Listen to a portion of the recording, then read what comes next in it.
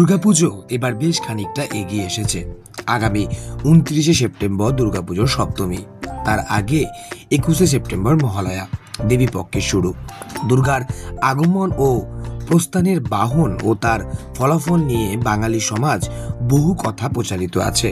দেবী দুর্গা ও তার পুত্র কন্যার নিজস্ব বাহন থাকা সত্ত্বেও আগমন ও প্রস্থানে বাহনের কথা আলাদা করে পঞ্জিকায় উল্লেখ করা থাকে।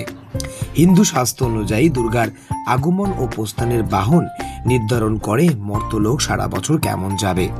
প্রতি বছর দুর্গার আগমন ও প্রস্থান সাধারণত একই বাহনে হয় না। যদি কোনো বছর হয় তবে তা খুবই অশুভ ইঙ্গিত বহন করে। এই বছর দুর্গার আগমন হবে গজে এবং প্রস্থান হবে দোলায়। জেনে নিন এর কি প্রভাব পড়বে। পঞ্জিকা অনুসারে পুজোর সপ্তমীতে দেবীর আগমন হয় আর গমন হয় দশমীতে। এই দুই দিন সপ্তাহের কোন কোন বারে পড়ছে তার উপর নির্ভর করে দেবী কিসের আগমন ও কিসের গমন হচ্ছে। শাস্ত্র অনুযায়ী সপ্তমী রবি বা সোমবার হলে দেবীর বাহন হবে গজ বা হাতি। সপ্তমী শনি বা মঙ্গলবার হলে দেবীর বাহন হবে ঘোড়া।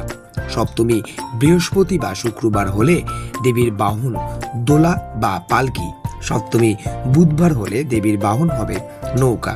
একইভাবে দশমী রবি বা সোমবার হলে দেবীর বাহন হবে গজ।